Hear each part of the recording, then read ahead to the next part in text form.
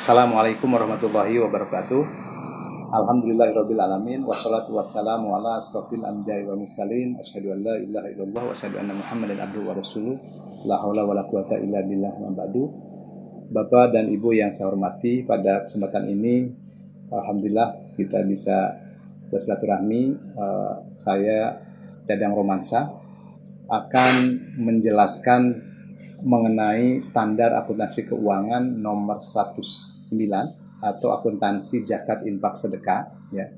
Kemudian nanti di sesi berikutnya terkait dengan materi analisa laporan keuangan ya, sesuai dengan standar akuntansi 109. Mudah-mudahan bahan ini bisa bermanfaat. Secara lengkap Bapak dan Ibu bisa lihat di slide video berikutnya ya, yang kita bagi menjadi 3 sesi ya. Pertama mengenai standar akuntansi 9, kemudian yang kedua proses penyusunan laporan keuangan ya, lembaga zakat berdasarkan akuntansi 9, dan terakhir analisa laporan keuangan, kebijakan apa, kesimpulan apa yang bisa kita ambil dari transaksi yang sudah dijalankan selama setahun ya, baik itu zakat, infak sedekah maupun amil. Nah, secara keseluruhan insya Allah bisa dipelajari dalam video berikut. Bismillahirrahmanirrahim. Assalamualaikum warahmatullahi wabarakatuh. Alhamdulillahirabbil alamin. Wassalatu wassalamu ala asrofil anbiya'i wal mursalin asyhadu an la ilaha illallah wa asyhadu anna muhammadan abduhu wa rasuluh la haula wala quwata illa billah. Bapak Ibu yang saya hormati, pada kesempatan ini saya Dadang Romansa dari Sekolah Tinggi Ekonomi Islam SEBI, dan saya juga sebagai senior auditor di Kantor Akuntan Publik AR Utomo, dan di Kementerian Agama saya di Direktorat Zakat dan Wakaf sebagai instruktur untuk standar akuntansi keuangan syariah. Pada kesempatan ini kita akan membahas tentang pernyataan standar akuntansi keuangan syariah nomor 109, yaitu tentang akuntansi zakat dan infak sedekah. Untuk biodata yang lebih lengkapnya, Bapak dan Ibu bisa lihat di slide saya nomor 2 tentang CV pembicara. Baik, di Indonesia ini ada 3 pilar standar akuntansi keuangan. Yang sebelumnya kita hanya punya 1 standar akuntansi, yaitu standar akuntansi keuangan Indonesia. Tapi saat ini kita selain standar akuntansi keuangan yang besar, yang sudah dikonvergensi ke IFRS, yang sudah kita namanya SAK umum, standar akuntansi keuangan umum. Kemudian karena standar ini mengkonvergensi standar akuntansi internasional, maka banyak entitas-entitas yang tidak bisa terakomodir standarnya dengan SAK umum, sehingga Ikatan Akuntan Indonesia melalui Dewan Standar Akuntansi Keuangan menyusun standar akuntansi keuangan entitas tanpa akuntabilitas publik atau yang kita kenal SAK etap. Ya, di mana SAK etap ini untuk mengakomodir transaksi atau pelaporan entitas yang tidak memenuhi syarat untuk menggunakan SAK umum. Maka acuannya adalah ke SAK etap. Nah, kemudian yang ketiga, selain akuntansi umum dan etap, di Indonesia juga berkembang namanya entitas bisnis yang secara operasional ini mengacu kepada Fatwa Dewan Syariah Nasional atau yang kita sebut dengan entitas syariah. Nah, atas berkembangnya entitas syariah ini, maka Dewan Standar Akuntansi Syariah menyusun ya, selain SAK umum dan etap, kita juga ada namanya Standar Akuntansi Keuangan Syariah yang khusus mengatur pelaporan dan pencatatan transaksi yang dilakukan oleh entitas baik bisnis syariah maupun entitas non-profit ya, yang syariah. Maka itu yang menjadi acuan kita. Nah, Standar Akuntansi Keuangan Syariah 109 atau akuntansi zakat infak sedekah ini salah satu bagian dari standar akuntansi keuangan syariah. Ya, yang salah satunya mengatur ya bagaimana pencatatan dan pelaporan untuk transaksi zakat dan infak sedekah ini. Nah, mungkin di slide berikut terlihat ini ada standar akuntansi umum ya yang mengacu kepada FRS. Kemudian di tengahnya ada standar akuntansi keuangan syariah. Ya, kemudian ada standar akuntansi entitas tanpa akuntabilitas publik. Kenapa saya letakkan di tengah? Karena SAK Syariah ini juga mengatur ruang lingkupnya ya, standar akuntansi atau entitas yang dia menggunakan entitas IFRS, SAK besar, dan transaksi yang dijalankan oleh standar akuntansi entitas publik, maka dia akan menggunakan standar syariah. Kemudian kita fokus kepada standar akuntansi ke-9 yang disebut dengan akuntansi zakat infak sedekah. Ini standar ini diterbitkan oleh Dewan Standar ya di tahun 2010 dan sebenarnya ditetapkan oleh Majelis Indonesia ini 2011 lahirnya ya akunnya.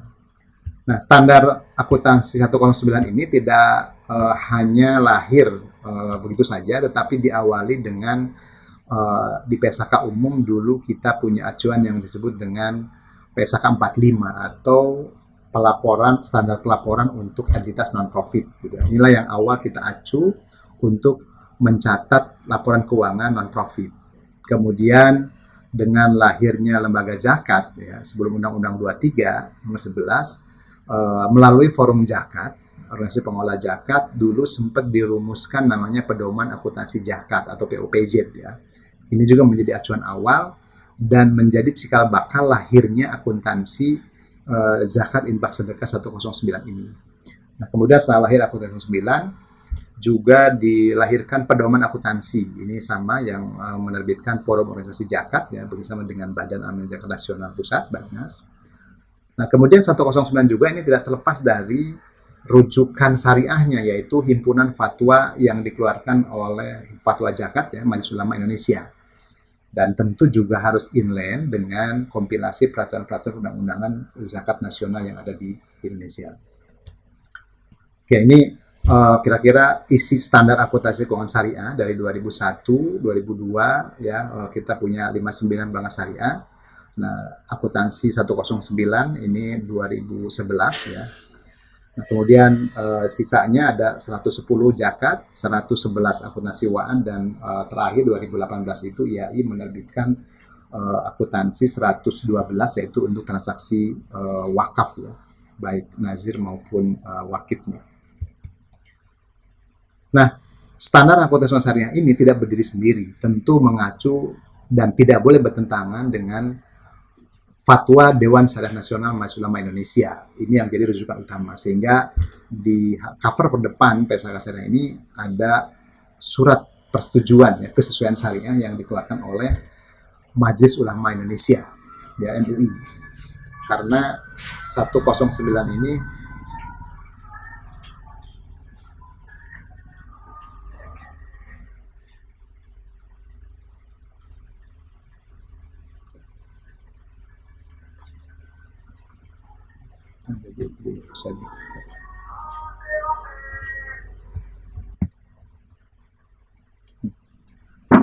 PSAK 109 ini tidak berdiri sendiri, tapi dia tidak boleh bertentangan dengan fatwa yang dikeluarkan oleh Majelis Ulama Indonesia.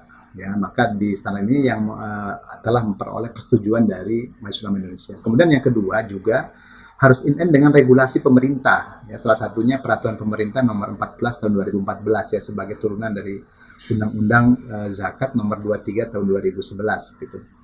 Nah, kemudian juga PSAK Syariah juga inline dengan jenis entitas dan produk syariah yang dikeluarkan oleh lembaga keuangan syariah. Tentu yang 109 ini juga mengikuti standar produk atau kebijakan transaksi-transaksi yang ada di Badan Amil Zakat Nasional maupun di lembaga zakat nasional atau LAZ gitu ya. Nah, ini yang diatur PSAK 109 ini merujuk kepada fatwa, merujuk kepada regulasi, kemudian juga merujuk kepada jenis entitas dan produk yang ada di entitas syariah itu tersebut.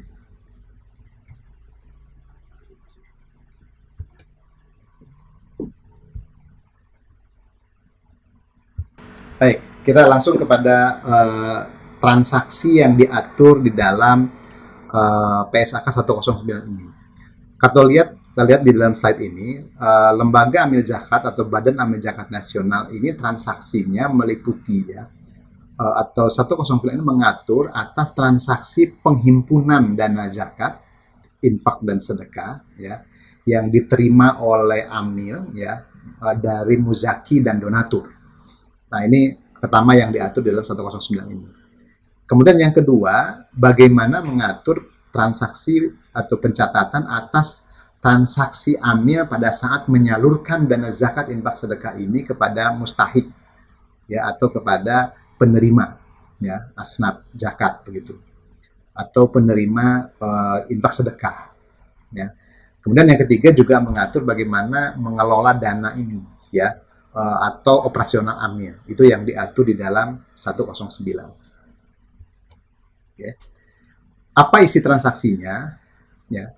Pertama, di lembaga zakat maupun di Bajnas itu terdiri dari penerimaan zakat perusahaan. Ya. Zakat perusahaan ini pemahamannya apakah itu zakat mal yang dikeluarkan oleh perusahaan atas zakat labanya entitas. Ya. Atau perusahaan memotong gaji karyawan gitu ya, ini juga bisa masuk melalui perusahaan yang nanti akan masuk sebagai muzaki langsung ya gitu. Kemudian juga mencatat atas transaksi dana-dana CSR yang dikeluarkan oleh perusahaan yang penyalurannya dilakukan melalui lembaga zakat gitu ya. Istilahnya secara undang-undang atau peraturan disebut dengan dana sosial dan keagamaan lainnya ya, DSKL kita sering menemukan. Kemudian juga sumber pendanaan Lajnah dan Bajnas ini juga bersumber dari zakat yang dibayarkan oleh muzaki secara langsung ya ke amil, atau infak sedekah dari donatur ya.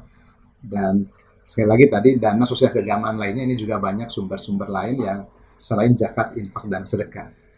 Nah, kemudian bab penyalurannya adalah kalau dia non zakat, infak sedekah, CSR dan DSKL, tentu ini disalurkan untuk program-program pemberdayaan ekonomi, pendidikan dalam bentuk beasiswa, pengobatan atau kesehatan, dan aktivitas sosial dan sosial bisnis gitu ya. Nah, khusus untuk dana zakat, tentu filternya penyalurannya itu atas dasar asnaf zakat yang 8. Ya. Kemudian CSR biasanya program-program kemanusiaan ya, pemberdayaan masyarakat atau kebencanaan.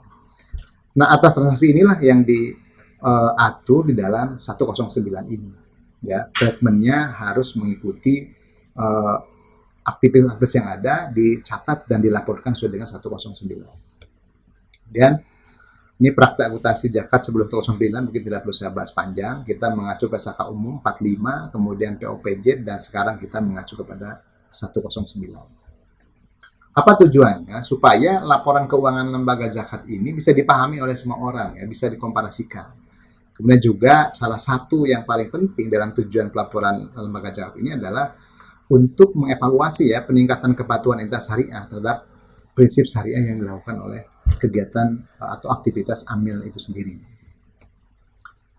Oke, nah ini ringkasan 109 isinya, simple memang nggak terlalu banyak gitu ya. Nah, tapi dalam ruang lingkup ini 109 itu hanya amil yang aktivitas utamanya menerima dan mengeluarkan dana zakat, itu kita standarnya ngatur 109. Tapi apabila ada amil yang aktivitas utamanya bukan menerima dan mengeluarkan sedekah, maka tentu atas dana tersebut itu mengacu kepada PSAK yang lain. ETA, kalau ada zakat 109, kemudian 101 ajuan pelapornya, dan 45 berikutnya. Oke, ini PSAK, tujuan dan lingkupnya intinya mengatur atas transaksi pencatatan yang ada di dalam lembaga zakat. Karakteristik mungkin tidak perlu saya bahas, bisa Bapak dan Ibu belajar sendiri. Nah, apa sih yang diatur dalam 109 ini? Pertama, dana amil ya. Itu bagian amil asal dana zakat dan sedekah serta dana lain yang oleh pemberi diperuntukkan bagi amil. Dana amil digunakan untuk pengolahan dana amil. Artinya dana amil digunakan hanya untuk aktivitas yang ada hubungannya dengan aktivitas penghimpunan dana zakat, kemudian dan aktivitas-aktivitas yang ada hubungannya dengan penyaluran dana zakat. Itulah boleh dibiayai atau menggunakan operasional amil. Kemudian infak sedekah, dana yang berasal dari penerimaan infak dan sedekah, kemudian zakat, dana yang berasal dari penerimaan zakat dan sedekah. Nah, untuk terpenuhi dana standar 109 ini, maka pertama kali yang harus diperhatikan adalah adanya manajemen kas. Ya, standar kepatuhan syariah mewajibkan zakat itu, dana itu wajib oleh amil dicatat dan disajikan sesuai dengan jenis dananya, di mana kalau kas terdiri dari kas di tangan dan kas di bank, kas di tangannya harus dipisah antara kas zakat, infak sedekah, wakaf, sama amil. Begitu juga rekeningnya ya, rekening zakat, infak sedekah, rekening wakaf, dan rekening amil. Begitu juga dana-dana yang lainnya ini harus dipisahkan dari, tidak boleh dicampur.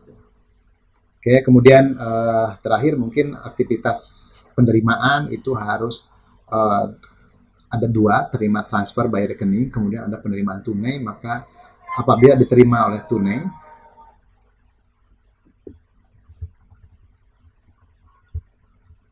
baik, untuk terpenuhinya 109, maka dalam praktek transaksinya itu AME juga harus memisahkan antara transaksi tunai dan transaksi bank, gitu ya. Nah, yang tunai ini tidak boleh langsung digunakan, harus disetorkan melalui bank supaya terekod ya. Kalau penerimaan zakat ke rekening zakat, kalau penerimaan infak ke rekening infak, gitu. Penerimaan amil tentu ke rekening amil. Begitu juga dalam penyaluran ya. Kalau bisa semaksimal mungkin diusahakan bahwa